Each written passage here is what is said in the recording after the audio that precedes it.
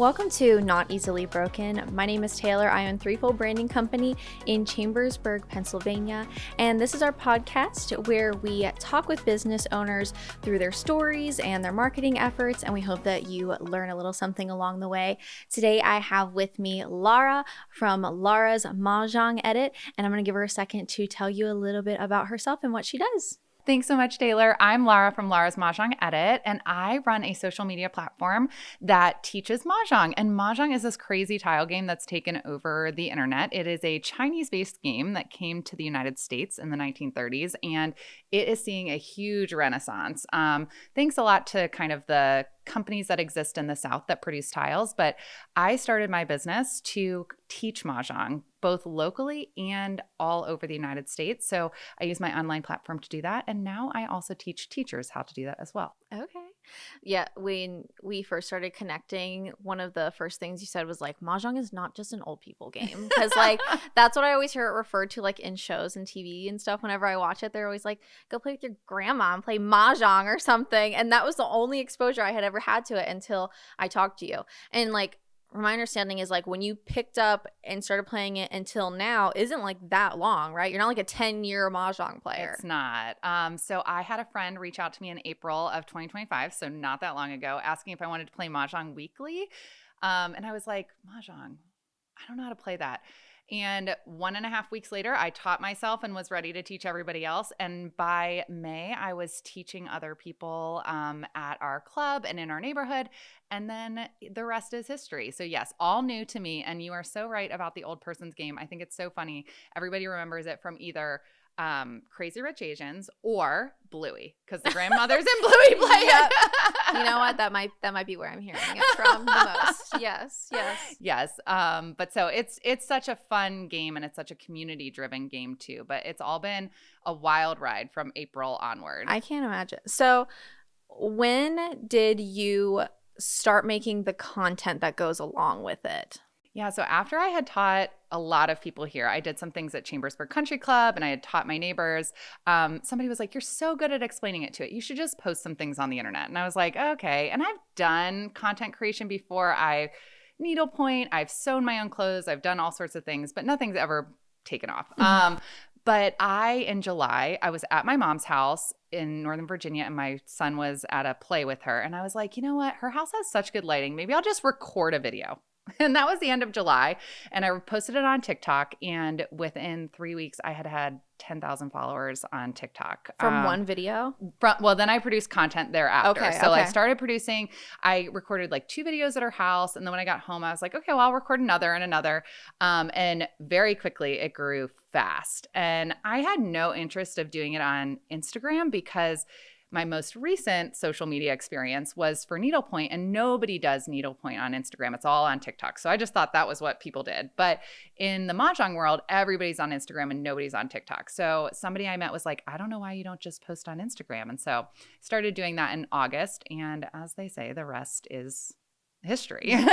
So because the last time I checked, we were doing your numbers the other day. Your TikTok was at like 16,000, but your Instagram was at like 53,000 or something. Yeah, it's at 56,000, Oh, and it's like crazy.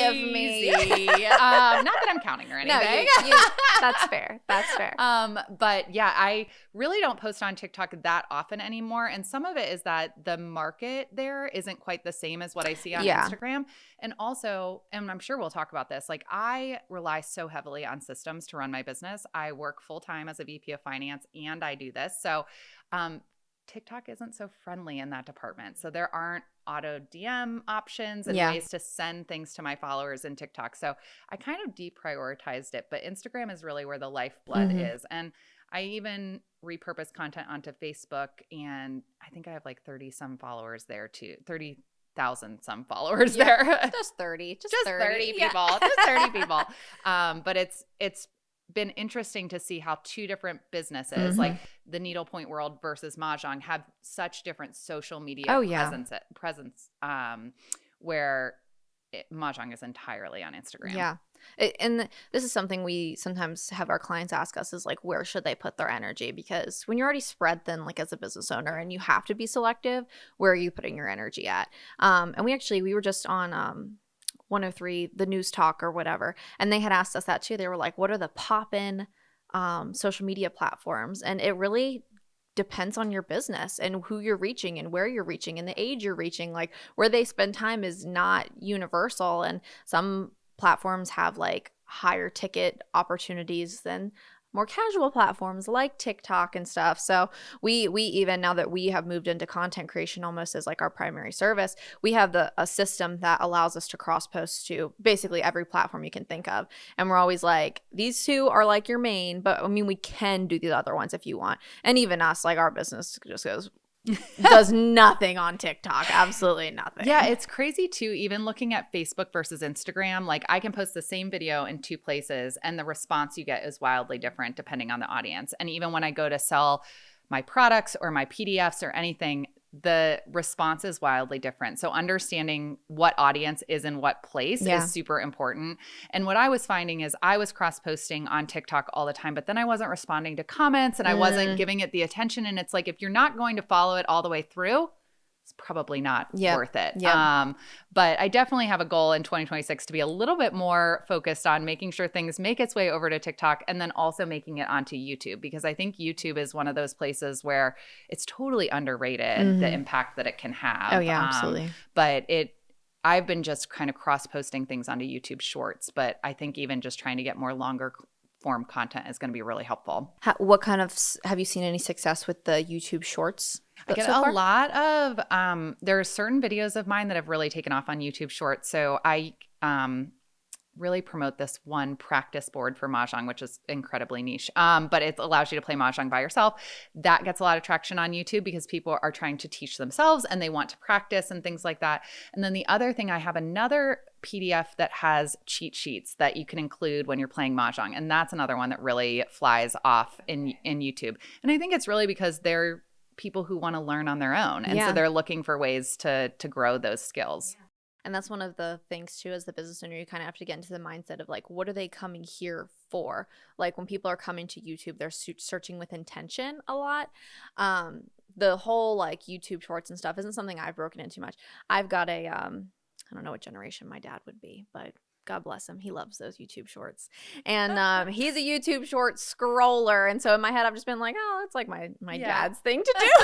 So I haven't deep dove it, but I do think I remember, when I was growing up, that was something that people watched a lot recreationally. But me as a professional, depending on, what I'm doing at that time, I'm searching with intention. And I think it's also kind of like, what is your ideal client doing at that time? Yeah, I think too, sometimes we underestimate like how we show up on the different platforms too. And like one size doesn't fit all. So like YouTube's going to be a different way to show up than on TikTok, than on Instagram. And Instagram and Facebook are pretty similar. So it's like, going back to, you only have so much energy to spread. And it's like, okay, well, I don't want to create separate content for YouTube right now, so I'm not going to do it. But I think in 2026 something will happen there ultimately. That's exciting. Yeah.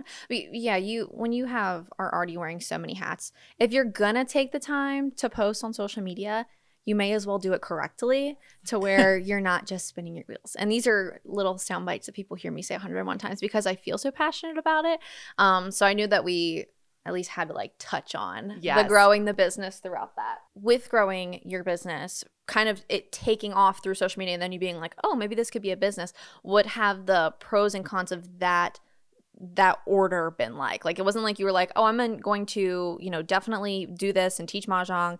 So I should start making content. It was you started making content and then you were like, oh, this might be a business. What have you experienced as far as like the good and the bad of that? The good has always been that I never had this goal in mind of what it was going to look like. So everywhere it takes me, it's like, oh, this is new and different. Like, oh, I wasn't expecting this. I also didn't go out to build a business. So it's been kind of nice that I've had the flexibility to allow it to shape as it needed to. I still have a full-time job. It allows me to kind of do both things. But the bad side of it is that I am constantly changing directions because I feel like because I didn't have a, exact idea from the start, it's kind of been very fluid throughout. And it's a lot of catch up. Like I remember our first conversation, we probably talked at the beginning of August. It was like right after I started posting on TikTok. And I was like, hey, I think I need some photos. And by the time we had our photos at the end of August, I had like over 10,000 followers on Instagram. TikTok was booming, and it's like you have to be 4 steps ahead. And so, there's benefits and detriments. I think it's created a pressureless environment in some ways too, because it's like I've let it kind of do its own thing. That honestly, that kind of is a nice thing to hear, like as another business owner. Like, before I did this, I was a wedding photographer from the time I was 16. So for almost 10 years, I did wedding photography, all kinds of photography. And I grew that business, and then I started teaching others how to grow the business. And I was always like, if I could go start over, this is exactly what I would do and how I would do it. And all of this, like having everything lined up perfectly. And then I did start over, and I did do all those things, and it still changed direction 900 times before it caught into the current that it needed to. Like there were things that I understood more and I didn't have to trip over and learn, but the direction still ended up changing 101 times. And it's just something that I think comes with growth. But it's so interesting to hear like the origins that everybody's things come from, because it's almost always like the original idea doesn't end up being the end idea. Yes, totally. And I now teach a lot of teachers, and I always say, like, you have to kiss a lot of frogs before you find what you're looking for. And that's true of tools, systems, processes, what you're trying to do. And I think back, you and I were chatting before we were talking, but even just in my less than 9 months of business, I've gone from being really focused on beginners learning Mah Jong to now focusing on people that know how to play and want to play better, and really niching down even further than I was before. And all of that is because on this wild journey, you kind of find out different things that you like about what you're doing, what other people like, things like that. So it's a very interesting, engaging experience. Yeah, entrepreneurship in general is, and it can be so freeing, and in the same way it can be so taxing. And it's one of those things like you get into it and you don't maybe know exactly what you're getting into in the beginning, but whenever you really start to feel like some of the like heavy weight is coming off and you're really hitting your stride, it's like life-giving to the type A kind of person. It's like, yes, this is what I wanted. Yes. But I read something recently that said like, if you're not embarrassed of version 1, then you waited too long to start, because all of those things and all those problems, you work through them, and you have to go through the hard stuff to get the really, really good. You're not just going to wake up and have the really, really good right out of the gate. I have a really embarrassing story about that. So, so I am a like ruminator. Like I do decide quickly, but like I had really thought about how I was going to do this Mah Jong thing. And it actually started with needlepoint. I was going to launch some needlepoint canvases. I spent all summer working on that. And then Mah Jong kind of took over all things. And I was working with my trusty friend, ChatGPT, nonstop, talking about like how the business was going to grow and all this stuff. And there was some TikTok I was scrolling in the middle of the night that was like, ask this question of ChatGPT and it'll give you like, its advice on where you are currently. So I did, and it said, stop asking questions, just launch, just post the video, just do it. And it was right, which is super embarrassing, but also true. Okay. I like that though. I like it. Yeah, because it's true. You'll sit and just wait until it's perfect, and if you do that, you'll never start. And I think a lot of us get caught in that, or you'll make the first jump and then you'll sit and you'll wait. And even watching we see our business owners who are like struggling with the content piece. That's something that has kind of come naturally to you because it's where you started. But a lot of businesses, they're like, I don't want to have to do this on top of doing this part that I love, and they won't even bother to try because they want to see it looking a certain way, feeling a certain way. So that's why we're kind of like, just give it here. We'll handle it. It's okay. But it's like choice paralysis to a degree. You want it to be perfect. You care about it so much, and it's just you'll just kind of stand still. There's a sign outside of my church, because we share with like an HVAC company, and they always put funny things on their sign, and they were like, you can be on the right track, but you're just going to get run over if you never start. And I quote that all the time, even though they took the sign down. Yeah. So you're like, well, maybe you need that sign for your yeah, we're gonna put that on a t-shirt, because I quote that all the time. Yep. And I think too, if you wait for perfect, that what you view as perfect right now isn't what is going to be perfect ultimately. So you might as well just start and figure out what that perfect looks like. And perfect is a fallacy because it changes constantly. And I think that people get very wrapped up in being embarrassed too. What if it fails? What if I fail? What if this looks this way? You know, one of the big things that as a wedding photographer, I realized content being important was like, I would go to shoot weddings. I'll never forget the first wedding that somebody came up to me and they were like, and it was not the bride and groom. And they were like, I follow you and your daughter, she's so cute. And I was like, who are you? And they were like, oh, I'm the bride's mother. I'm the one who paid the bill. And I never forgot that because I put myself out there on my stories all the time and I would be so embarrassed and my clients would interact but nobody else, and I was like, oh, nobody's watching this. Like, this is silly. And my friends would bring it up, my husband's coworkers would bring it up, and I was like, this is so mortifying, but I just kept going. And like that first time of being like, she said to her daughter, like, I go like look her. Yes. That changed the way that I perceived it completely. And then that became something that I did regularly, was like connecting with my clients, and they felt safer making choices with me in that way. But it was embarrassing in the beginning. It totally is. I get it, but it's like one of those things you just have to do it until you get numb to it, basically. Well, and I think too, like, so when I talk to Mah Jong teachers, a lot of them, we talk a lot about content pillars when I teach teachers, and we talk about, and I'm sure you do too with your clients. But when we're talking about content pillars in the Mah Jong world, we're thinking teach, connect, invite, and entertain. Entertain is optional depending on if that's something that, it's not my thing, but maybe it's theirs. But oftentimes these Mah Jong teachers, because what they're doing is they're putting out all the events, they're doing all this inviting. And I'm like, the inviting is great, but if people don't know you, if they don't know who you are, they're not going to come to your events. So we want to see you. We want to see you and your stories. We want to see what you're up to with boundaries that you set. But it's so important. And stories is something that, like, to your point, the more you do it, the easier it is. And even if you take off a day or two, it actually is like hard to restart again. Yeah. But once you do it, it becomes a heck of a lot easier. Yeah. Oh yeah, absolutely. It's a habit building kind of thing. And just making the effort to show up in any way is such a thing. But it is hard when you've never done it before. And even if, like, in your own life, you're not someone who, like, for me and my own social media, people probably think I'm dead. They're like, does she exist? What happened to her? She's a ghost and a myth. And I don't like posting on my own social media. So it doesn't necessarily feel second nature to post on my business social media, but I've done it so much that now it's first nature. I will sooner go post even about my personal life on my business social media to connect with people than the otherwise. And like something we've been testing, this is way off track, but something we've been testing out is that, like, when I did have the wedding photography, it performed so well because I was connecting with people. And when I opened the agency, I was like, well, we have 10 people. How do we connect with these 10 people and show how amazing they are? Because, like, people want to work with my people.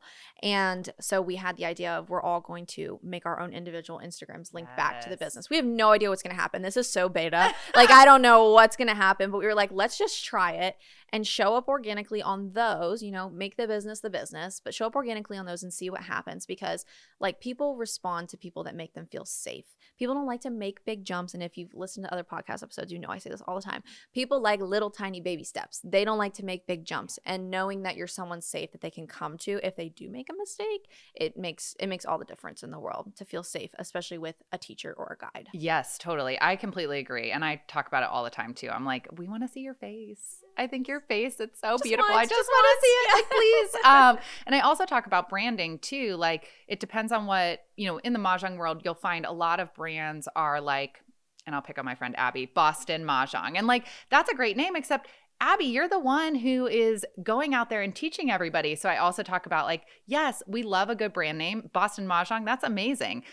But I want to see with Abby. Yeah. So that then, like, you can connect with your audience that it's you. And you're, making them feel safe and part of your community. Yeah. You can be the secret weapon to your own business. Yes. Like, that little thing of, like, okay, the services check all the boxes.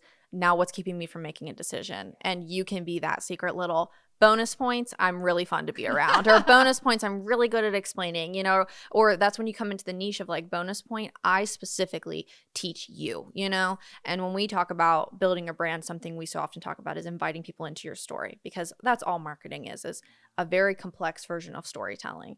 And so we want them to look at your brand, look at your content, look at you and say, I feel seen there, that is where I belong. And if they don't know who you are, they can't.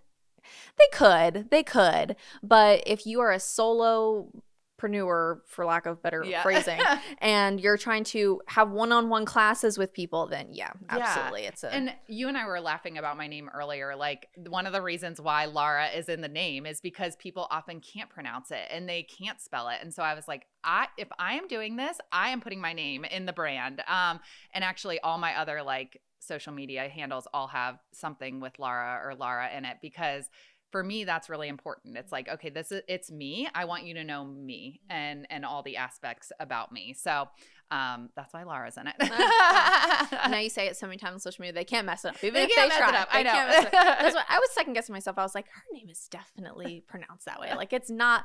I was afraid it was the Lara or something else. I was like, there's just no way. But so building more on the teaching, talking to them about branding, right? I know that's something that we were just talking about beforehand of, you're teaching the teachers, but you're also teaching them this business piece. And I'm sure they're kind of even experiencing it in a similar direction that you did, where it was kind of like an accident. Truly, and I mean, I could be wrong, but I feel like that's how most people fall into their businesses. It's like, oh, I can make money doing this. How do I do that? So what has been the sort of theme as you're teaching these? Where are people falling short, not understanding that they need to put these pieces together to build their business, even though it might seem seemingly unrelated? Because I know you were talking about, you're teaching this course, and even like right in module 1, they're coming in, they're being like, oh, that's not what I expected that to be about. So tell me a little bit about like the brand teaching that's coming along with like teaching teachers. Yeah, it's been such an interesting experience. So obviously I have a unique background. I am a CPA. I'm not a practicing CPA, but I'm a CPA. I'm a VP of finance. So I have a business background to things. So when I approached my business, I did know like, okay, I got to do these like things that nobody wants to do. But I do have a pretty good understanding of that. And then I was looking at other teachers and I was like, they are running around. They have cash. They're like, have Excel spreadsheets of people's names, no emails, all these things. And I was like, I think we need to go back to the basics, and we need to talk about how to scale, and we want to talk about how that works. And so in my teaching, so I run 2 programs in my teaching program. So one is called Build Your Table, which Mah Jong has played at the table. So we build your table by putting all the legs underneath it so that you have a sustainable brand thereafter. And we start with that core messaging that you were referencing. Who do you help? What do you do? And it's so interesting. People start with these broad things. I help women ages 22 to 80 play Mah Jong. And I'm like, I don't know. That's quite kind of hard. Yeah. And I'm like, well, let's talk about it a little more. What do you enjoy to teach? Do you like to teach beginners? Do you like to teach people who know how to play? Do you like to teach during the day? Do you like to teach at night? And then all of a sudden we niche them down, and they're like, oh my gosh, I never thought about it before, but I actually want to help stay-at-home moms find something to do during the day where they can have connection and all these other things. And I'm like, see, all that niching down, it really works. Well, you said something specific there that I think business owners overlook. You said the word want. I want to help these people. And business owners think, I have to help all of these people to make money. I myself, as a branding agency, have fallen victim to that own trap. And I was telling you about this. When I opened this business, I was really struggling because for 10 years, I was marketing to women. I was marketing to brides. And I came in and I said, how do we make our brand voice universal enough that anybody can serve us? And granted, we knew that we didn't want to serve everybody, but we were like, how do we niche down? I love helping women. There's also like this little subgenre of like blue collar men we get occasionally. So that was just so specific. And I was like, there's no way we are going to make money if we just serve women. Not in this area, not in anything. And every single one of our retainer clients right now are all high achieving women business owners. And there was and every time we get a new inquiry, I look at Lindsay and I'm like, there's another one. How is that possible? And the marketing is accidentally kind of running itself because I'm so used to talking to women that way. But I kind of got so wrapped up in like, if I'm going to serve businesses, it has to be this huge broad spectrum. And that wasn't the case at all. And I talk about it all the time. As much as your clients choose you, you get to choose your clients as well. If you enjoy serving them, you're probably around your niche. You don't have to be afraid to say, this very select small group of people is the people that I want to serve, because you'd be surprised how many of those people actually exist out there. So I think some of it too is fear of failure, right? Like if you niche down too much, will you not have enough clients, or will you not have enough customers? But in reality, if you try to serve everybody, you're not going to serve anybody specifically enough. And so we talk a lot about that. It also, in Mah Jong, a lot of it is teaching in person. So it's like, if you are a stay-at-home mom and you want to teach Mah Jong, you don't want to be running around all on the weekends and at night. So you need to serve people that can attend classes when you are available. There's plenty of space for everybody. And so that is kind of where we start. And then from there, we go through, okay, so now we know who we serve. How do we serve them? So we determine content pillars. We determine a content plan that is achievable. Yes. Not sustainable. Sustainable. That's our word. Sustainable. I'm like, you could post 7 days a week, but would you do it beyond a week? No. So let's try 3 days a week. And let's try to do it in these content pillars. And then we say, okay, now, and this is the business in me, like, how do you nurture the customer life cycle from the time that they first interact with you on Instagram all the way through that first 101 Mah Jong class through continuing along the journey? And I think sometimes we get so stuck in the hamster wheel of like, oh, I teach Mah Jong, I teach beginners, I do that. And I'm like, yes, but at some point you might want to continue to nurture that relationship. So we talk a lot about building the email list, how to market to people, how to continue to offer things to other people. So it's been really fun. It's definitely combining my full-time business side of the house with Mah Jong. And I think that there was just such a need because there are teaching programs out there for how to teach Mah Jong, but they're really single teaching programs, how to teach a beginner class. That's really it. So, but nobody talks about how to build the business and how to keep growing business. It's so niche, but as we know, the niche that matters. can be a good thing. Yeah. And this is something that is so important. You saw a gap and you filled that gap. And when that occurs, it's kind of like, how do you not succeed when it's all said and done? So when you're building these brands of people, so I'm sure you have competitors of your own, and competitor seems like such a mean word. It does, but it's not. And this is something that we've had to get very comfortable with ourselves, is like we're required to look at our competitors and our clients' competitors, and everyone's got their own thing. Everyone does it a little bit different, but it's something that you have to evaluate when you're saying, what do I do different and how can I perform in a way that's unique to my client? So I'm sure you have competitors of your own. So one, what have you done to kind of stand out from that? And then two, is that something you're educating your new people about, or are you kind of telling them like, if you niche down enough, this is going to kind of handle itself to a degree?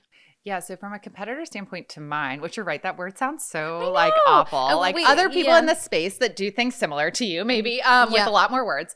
Mah Jong is so new in social media that there are a couple of us that have larger followings. And I think what we've done is all of us have like a different strength. Like I am like the, you can have confidence at the table, which is not really me in real life. But that's how I am on the internet. You can have confidence at the table, and like I will help you guide through it, and I will also show you lots of different products and things like that. There's other people who are so good at the rules or so good at the strategy, and we all kind of have our different things. And so I look at them not only to kind of evaluate the competitor landscape, but to say, how do I keep my content different from theirs? How do I make sure they have their space and I have my space too? When I talk with my teachers, a lot of times they say, I can only do so many reels on beginner Mah Jong stuff because everybody's doing it. And I was like, yes, but you have a different voice. How you say it is different than somebody else. And it might be the thing that captures somebody and, oh, light bulb, they get it. So I talked to them about that, and I talked to them really about having their own voice and making sure that it's unique, because you don't want to be a copycat of somebody else intentionally or unintentionally. So sometimes just watching what the market does is helpful to make sure that you're making yourself different and unique. As Mah Jong has continued to grow, there are more people trying to teach teachers. And I love it, because I think when I learned to teach Mah Jong, I subscribed to any teacher program there was, because I am like an information, I just want to have it all. So I'm like, the more voices out there, actually, that's great. I'd rather you find the teacher that clicks with you than to feel like there's only one option out there. Absolutely. And we say it all the time. There's plenty of room at the table for whatever it is that you decide to serve and decide to do.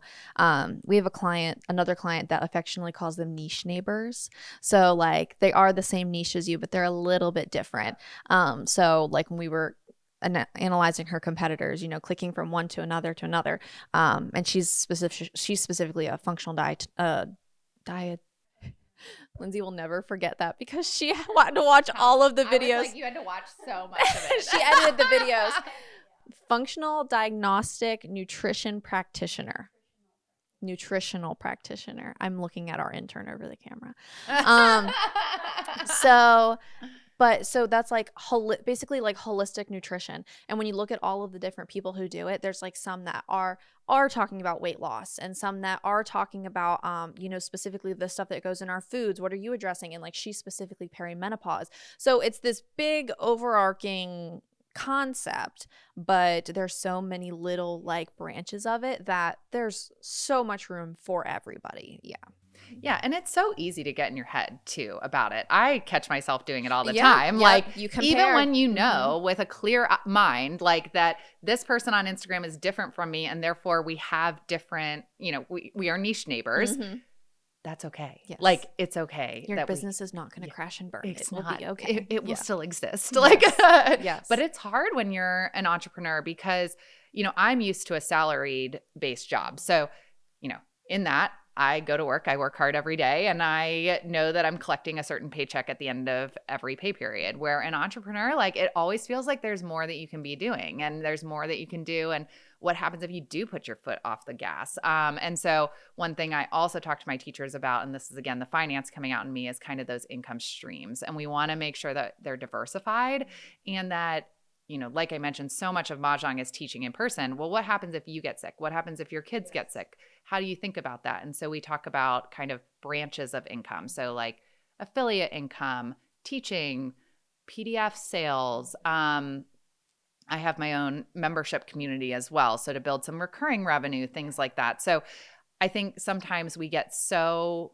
busy in one stream that we forget that like there are other ones, and we want to make sure that we kind of nurture all of them. And I think it's easy to say like, oh, that's an extra. I'll kind of get to it when I can.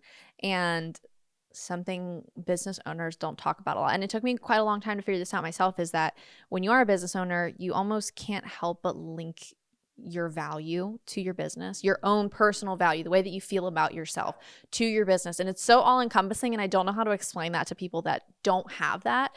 But whenever you start to see a dip, you start to question everything. And so it's almost like a pillow for yourself to have a little bit of peace, to have a little bit of wiggle room if you need it. And that is also about finding freedom in your own work. Because like you said, when you work a 9 to 5, there is a level of freedom. There's this level of like, oh, I work for somebody else. But there's this level of I clock out at 5 and I'm done and that's it.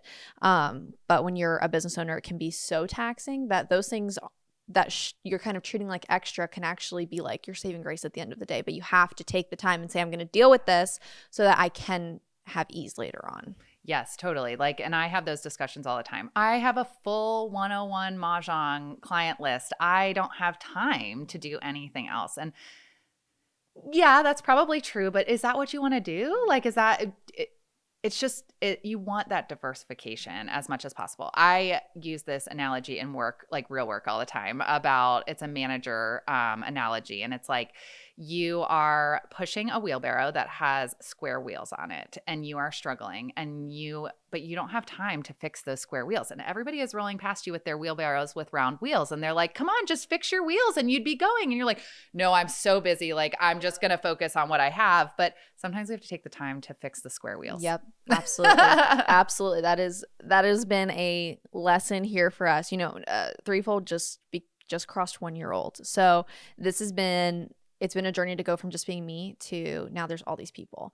And now we're like looking at bringing on some of our people. First we're at part-time and then we're going to full-time, and a lot of our team are contractors. But anyway, from it just being me to now I have these other people, and also learning how to give things away when you can give things away has been a very hard piece. But I kind of had to get used to understanding that you will always have a perpetual to-do list, and it will just keep getting longer, and you'll just keep crossing one off for another one to come on the bottom. But sometimes you have to pause and say, I'm going to deal with this big thing so that I can have peace. And that's how we treat even branding with clients. They put it off and they put it off. Oh, I have so much on my plate right now. I don't think I have time to think about that. Or, you know, can we start it next month? And then it becomes another month and another month and another month. And we have to say, what you avoid is what controls you. These things that you don't address are what control your mind and take up your brain space. So when you're just going to pause and address it so that you can have some freedom and joy in your business again, because it is possible to find, but if you don't address it, you're just going to burn yourself out at the end of the day. Well, and something like branding and deciding who you serve, that's so crucial to the rest of They things. don't understand it. I want to grab people and shake them. And I say, your life could be so much easier. Please just let me help you with this. Yes. And I even went through that too. I had an initial logo drafted and I really loved it. It was very fine line, very pretty, very feminine. And I started posting on social media and it did not translate. It was so hard to get kind of attention out of it because it just was this beautiful, fine line, feminine thing. And I learned very quickly, actually, Hannah, one of your photographers who does my branding photos, she edited my first round of photos. And I had told you guys, I was like, oh, I like light and airy. And Hannah did it beautifully, but she added some boldness to it. And it was really the thing that I looked back and I was like, I need that bold in my branding. That's going to stand out a lot more. And it's more me, actually. Like that fits my brand a lot more. And so then I had my branding redone and it's been amazing. Like it's been so good. Like, and I'm always like, Hannah, you were the reason. Like your editing style. She just texted me yesterday and she was like, did we do Laura's logo? I love it. And I was like, no, we didn't do it, but you kind of did. Yeah, you kind of did do it. And it is funny. I love to, you know, with our brand photography clients and our content clients, we do a custom editing style for everybody. And I love to see what the photographers come out of the gate doing, because how you perceive your brand maybe isn't how other people perceive your brand. And you're creating your brand not for you. You know, as much as we feel like we're kind of the one, well, I did it and this is what I envisioned or whatever, what people respond to matters more than maybe how you want it to be. So I couldn't always tell her that. I was like, know. It was you. Look how amazing you are. So it was so cool. fun. And I mean, even just to invest the time in those branding photos, we used to do them quarterly. Now we're going to do them every other month. Like it just gives like a big to my content. Yeah. It's like, okay, I use them all for my reel covers. I put them all over my website. It just makes everything so nice and refreshed. And taking the pause and doing it. Like yesterday I was really busy and like maybe I didn't want to go and do that in the middle of the day, but it was so worth it because then it's done. It's another batch of photos for me to use and on to the next thing. Also, I'm sure with you, you know, you're talking about diversifying your income. You're talking about doing all of these different channels. If you are sending, you know, an email list, creating portals, creating all of this stuff. One of the reasons I know you and I had said about like upping your frequency was every month. And the bigger you get in business, the more this stuff starts to become into place of like, okay, what's our marketing plan this month? What are we pushing this month or this quarter? And to have content that aligns with that is so important. And that's even why we set our cadences the way that we do with our content creation of the 30, 60, or 90 days. And we don't let well, first of all, it'd be really hard to go beyond that. But we don't let them go beyond that because, you know, by then you should be at some point reevaluating what's going on in your business. If your business is growing and you are setting new goals, then things should be changing. And if there's not change, that might be a little bit of a red flag. But the content that comes along with it to support it makes everything else so much easier. And you'll tend to put the other things off if you don't have the supporting pieces. So just get the supporting pieces and then you don't have an excuse. And I personally know I need self-accountability. Oh, yeah. I will put it off. But if there are these other outside factors holding me in place, it's a lot easier to set goals, meet them, meet deadlines, all of that kind of stuff. So I think it's one of those things that people struggle to pull that trigger in investing in their business, thinking, you know, I with it being my job, I'm one of those, and I'm like, I can see it. I can see the difference that it can make for you, but they'll put it off along with a lot of other things because the marketing piece doesn't feel necessary for somebody who is just kind of maybe hitting their first X amount of dollars per month. They're happy to see it and they're like, you want me to put that into marketing? Mm-hmm. What? But it does, like, it gives you this big energy boost, like to be able to have the branding photos, things like that. And you know, I think I'm a great example of it. The branding photos helped solidify my brand. This is what it really should look like.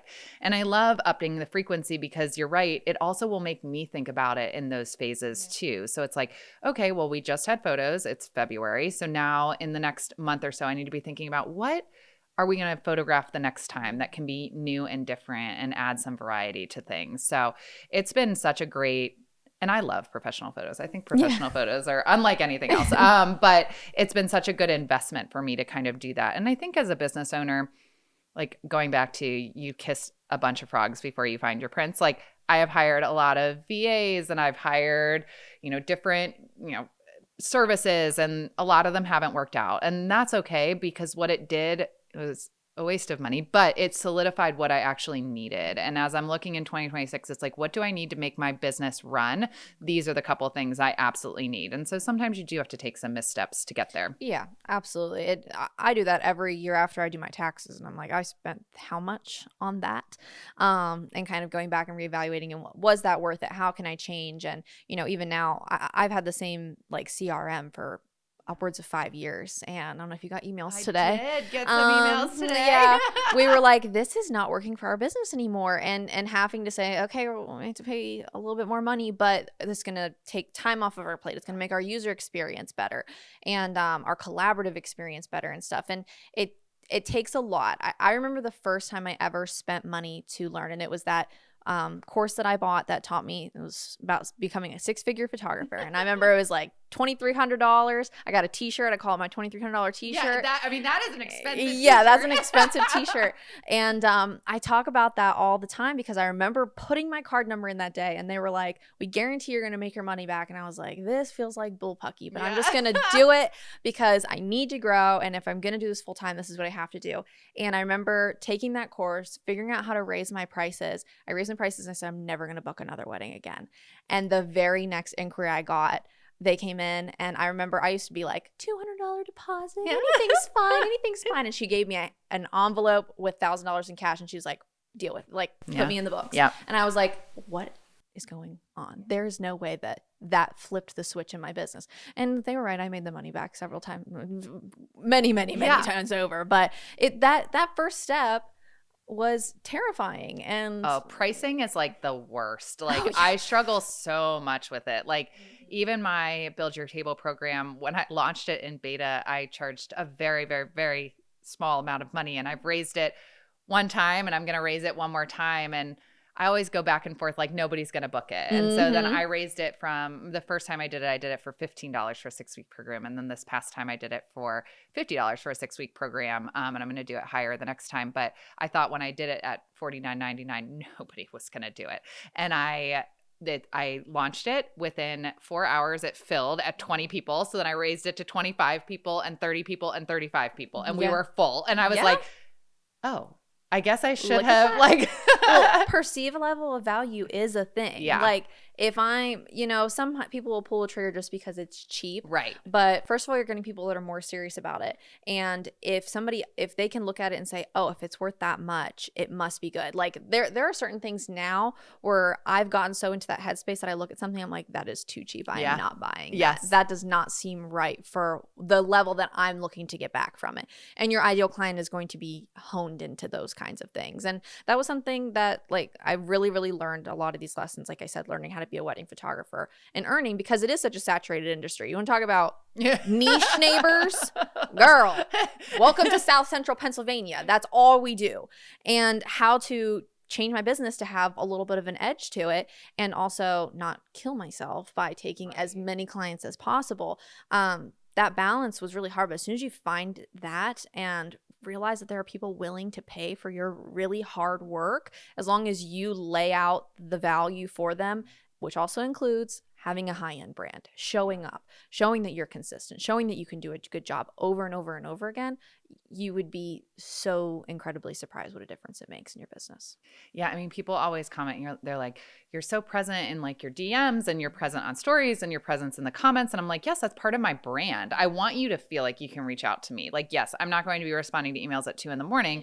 And I do have some boundaries, but I want to be accessible. That's always been something that's been important to me as a professional in my full-time life and in this business. I want people to view me as somebody that they can come to. And so like when you do that, that's, you have to show up like that everywhere you go. And that's why you and I were talking about like, what does 2026 hold? For me, it holds my teacher program. And then also I run a membership community for players that know how to play Mah Jong but want to be better and more confident at it. And I'm really going to spend a lot of time in there because those are the people that are showing up and they want to learn more. They know me, they know kind of how to play already. And so really focusing on that too frees up my ability to show up for those places even better than I could otherwise. Oh, yeah, absolutely. So your membership one, is that like a newsletter or that's like regular meetings, or what exactly does that look like? Yeah, so I run it inside of Circle, which is like a community platform, and it's called Laura's Mah Jong Confidence Club. And it is kind of has a bunch of different things inside of it. It has monthly challenges. So we kind of pick a different thing to cover every single month. We also have in Mah Jong, you can play online too, and you can play like Words with Friends, if you remember that from a long time ago. Yes. So you can play together. So we do weekly I Love Maj games. We do once a month like Q&A and strategy meetings as well.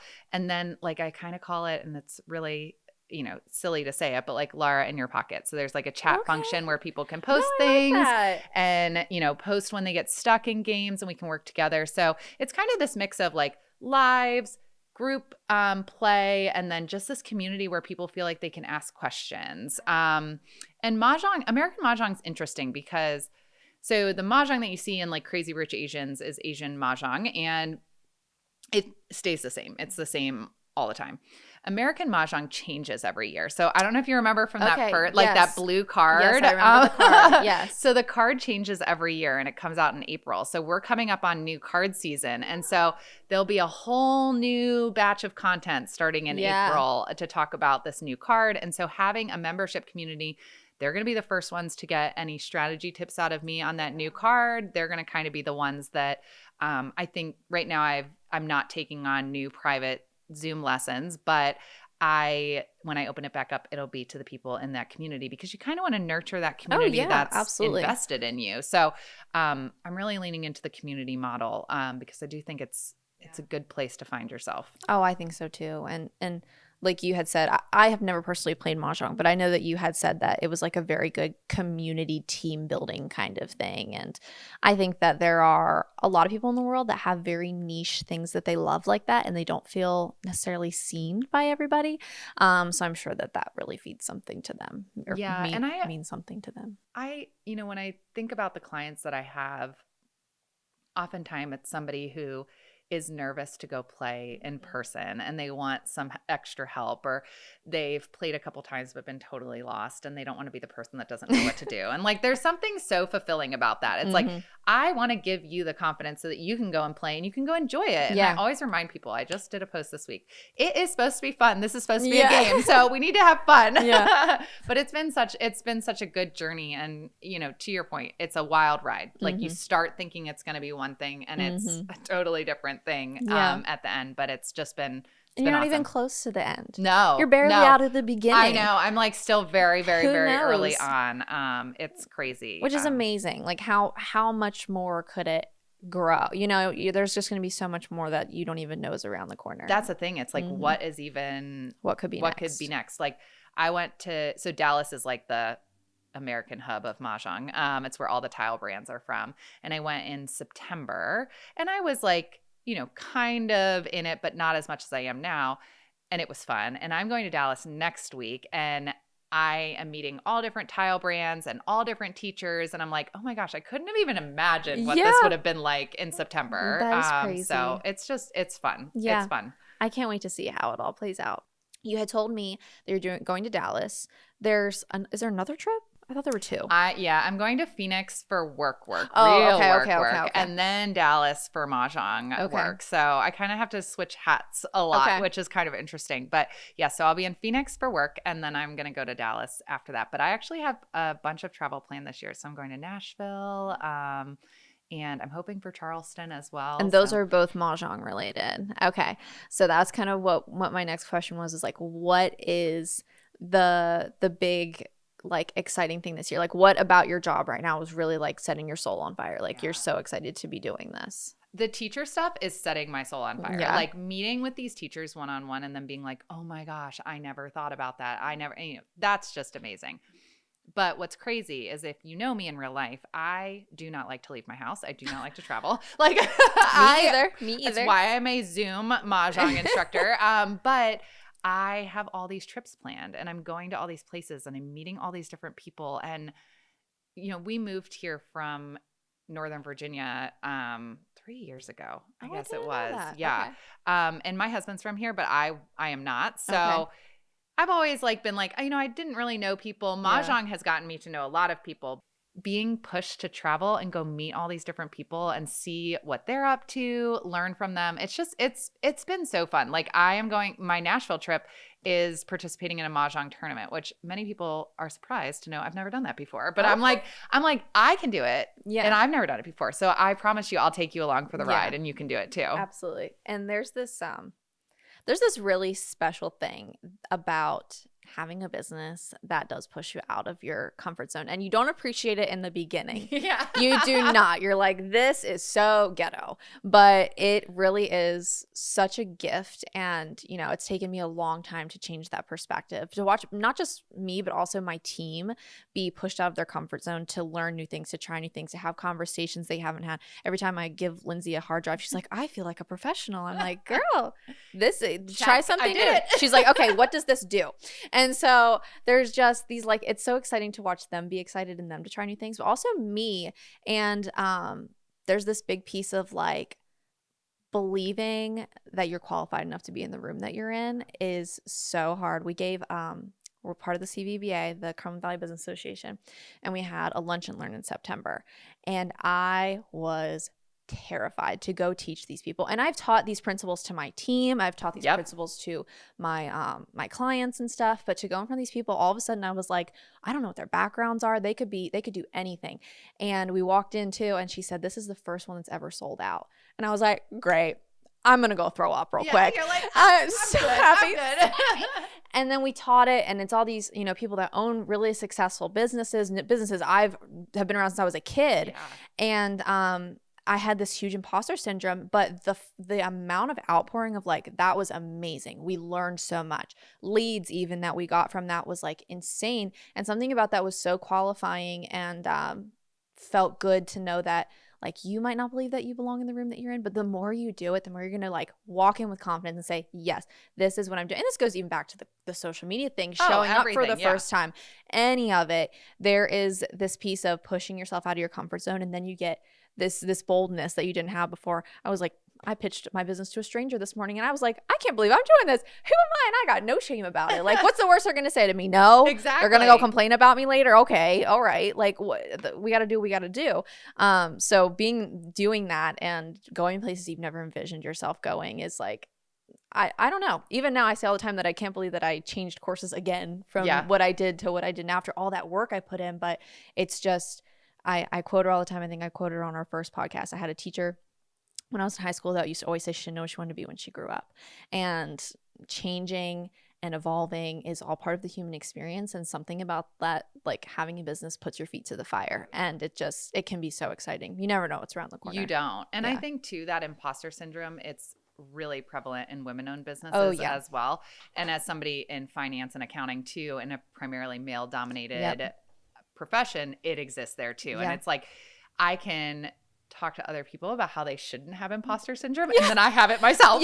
But it's those moments. And I know Dallas to me seems nerve-wracking going and being around all these people. And what if they think I'm just a total imposter? But once I get there, you'll get kind of that pep in your step, and you'll be like, I can do this. I can do this. Yeah. So. And there's people that are probably just as terrified. Well, we know there are people that are just so scared to go and do that. And and by the time you get to your third one, it's going to be like nothing. It's going to be like nothing at all. So that's so exciting.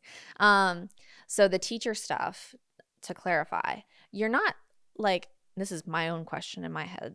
You're not teaching them. Are you teaching them Mah Jong principles, or you're teaching all business principles? This is how you do this. So it's a little bit of both. So it is majority how to run your Mah Jong teaching business.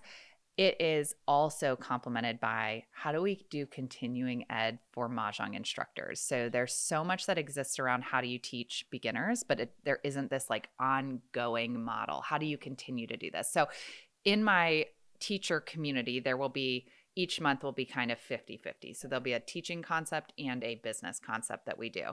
In the Build Your Table 6-week program, that is all business. And I think oftentimes people are like, oh, I was looking for like advanced strategies to teach in Mah Jong. I was like, oh no, we're opening up the hood and we're going to do that first. And then you can have access to the rest of it. But they'll be so glad that they did it. So glad. And it really is business changing. And you wouldn't believe the way that it just completely changed your perspective. And it takes so much off your mental load too. No more guessing, no more question. It's so clear who you're talking to, how to talk to them.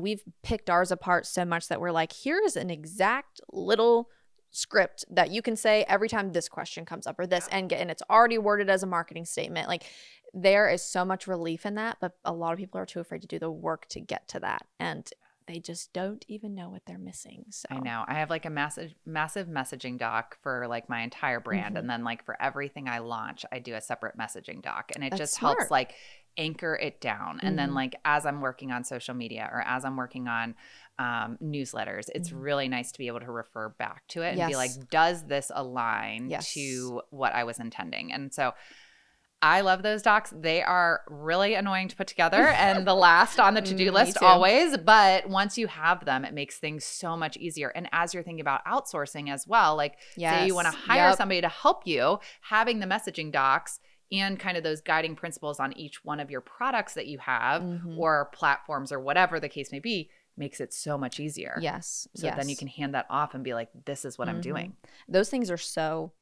that this goes way back. Before I ever went full-time as a photographer, I ran the office at my dad owns a heavy wrecker company, so big tow trucks, and I ran the office there, and I took it over from somebody else, and she had kept everything in her head for so long, and I made binders and all these guides and stuff. That way when I was hiring people, I was like, here, there's not a question under the sun that you could ask that is not in this book.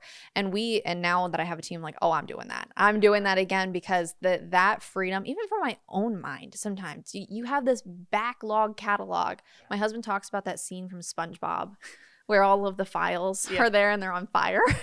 I don't know if that's a very niche thing to talk about, but that's how it feels sometimes. And just to take some of that out of your head and put it somewhere else, our Google Docs subscription is like, if I pay for all the storage, because I don't care. I need it. Yeah, I need it. And that's like the accounting and auditing in me. I'm like, it is so much better written down. Like, and then you have that reference doc and you're able to go back to it and you're able to iterate on it. It's not set in stone. That's why we use Google Docs, so that then you can edit it along the way. Like, it is editable, but to have that basis there makes things so much easier. So I really feel like it's been such an interesting collision of like my professional background and then this Mah Jong thing that it's just been a wild ride. But some people, they don't have that. And so that's why you have to circle back to this investment, building this foundation so that you can grow on top of it. And not that you can't grow without the foundation, but the more complex that social media gets, that marketing gets, this, buyers are so smart. And so much information is available at their fingertips that you have to be one step ahead. So it is going to get harder to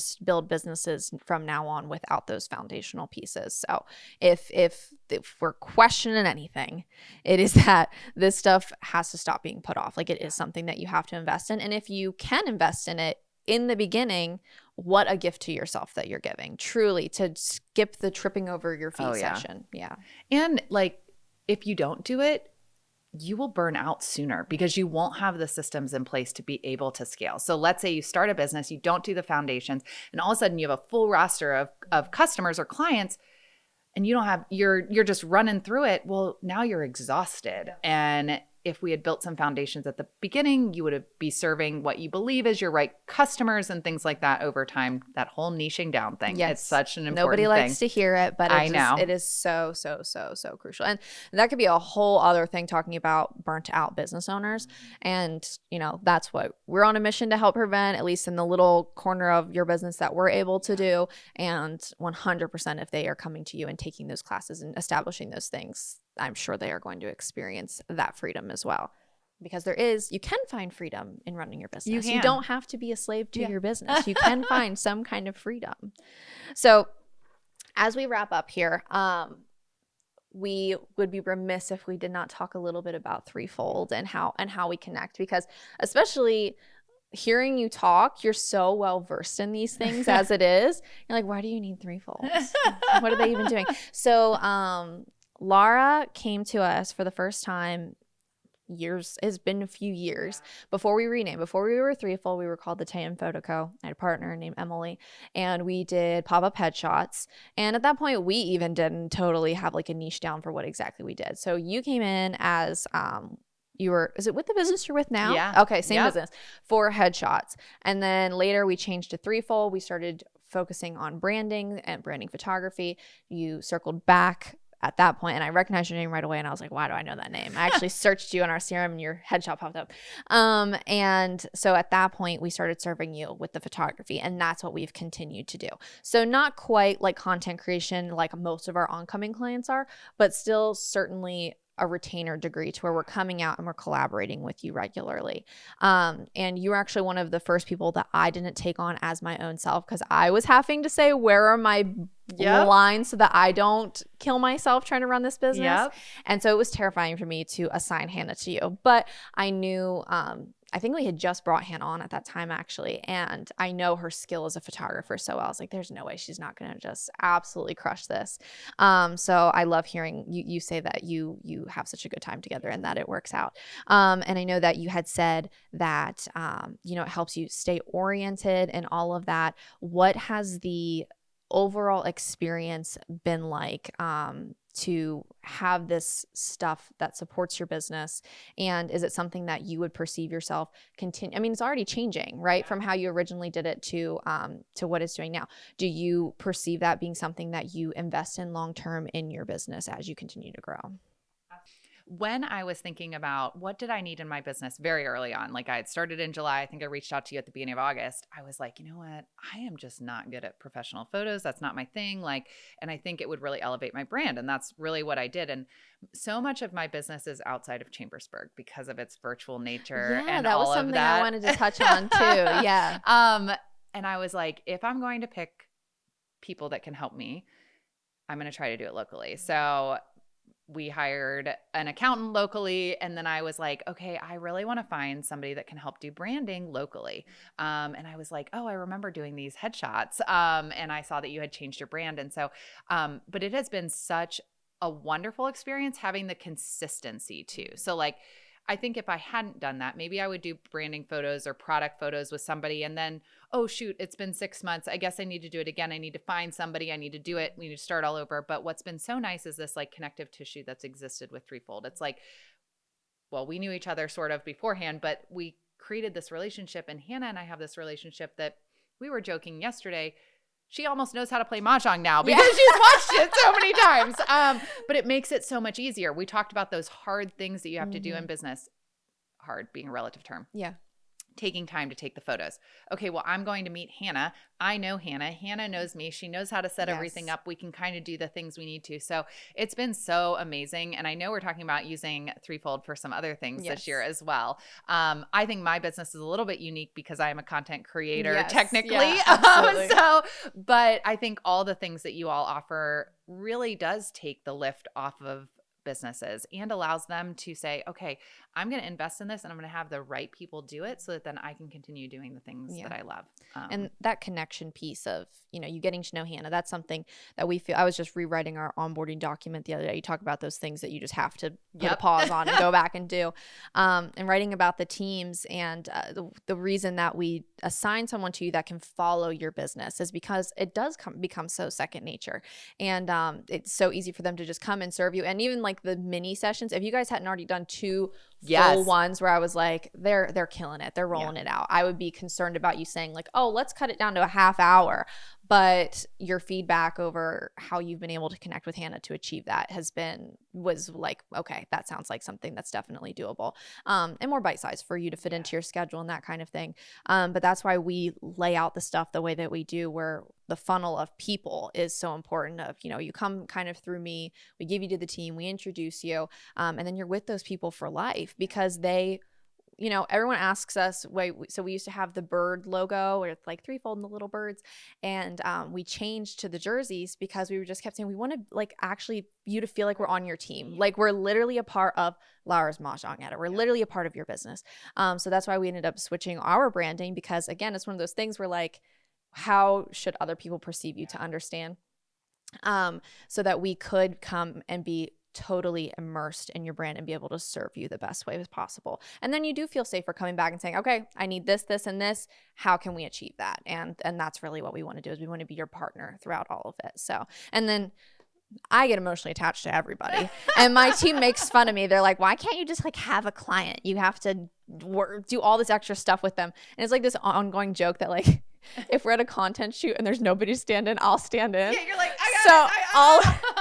all of my clients' content I'm in. You just find them. Or like where's Waldo? Yeah, that's what I said. That's what I said. And we even had one recently where Hannah stood in. So we were like, okay, it's going to be this new trend where find threefold in the well, content. I need some people to sit and play Mahjong. There you go. Photos, so. Let me give you a catalog of people. But you know, we do get invested, and that's why I always talk about I have like really, really great people because they get invested. They want to see you succeed. I want to see you succeed. And then we're able to have these really good growing relationships to where like, you know, we were just kind of tossing around like if we could collaborate in any way, what would that look like? So I think it's a really good thing when you find people that fit and you can just kind of keep moving forward. It makes your job enjoyable. It makes our job enjoyable to have clients like you that make things so incredibly easy and also a connective experience where we like coming to work and we like doing our job and that's possible for everybody. It can happen. So thank you for being a part of Threefold and thank you for coming and talking with me today. Do you have anything to add or anything you want to tell us about what's coming in Lara's Mah Jong Edit? I think we covered most of it, but I would say if you don't know American Mahjong, I'm your girl. Yes. And I keep trying to talk Taylor into having her team learn. My team is anxious to learn too. They're beating, look at them. They're beating down the door. They want to learn Mahjong. So promise that we will. And that's another thing. I'm like, one of our other clients is a Pilates studio. They were like, come have a class with your whole team. I'm like, just write it down. Just put the schedule out. We're going to make a rotation, go to everybody. It's like our tour. So we'll definitely do it because they are eating it up. They want to do it. It's so popular right now and you are missing out. I know. I can't believe I haven't like seen anything targeted to me. And I follow you too. So I was like, maybe they'll like, I'll start to get targeted stuff, but I don't. I need to go like interact more maybe. But yeah, we're going to get you. Sorry. We'll try it. But yes, thank you so much. And can you tell everybody where to find you if they do want to learn how to play some Mahjong? So if you want to learn more about Mahjong, you can find me on Instagram at Lara's Mahjong Edit and on the internet at larasmahjongedit.com. Yay. We can't wait to see what happens in 2026 for you. Thank you. Thanks. Are you freezing? I'm sorry. So cold. I was shivering. So cold. I was starting to shiver. I was really trying to so cold. All right. Apparently Threefold is known for freezing me out.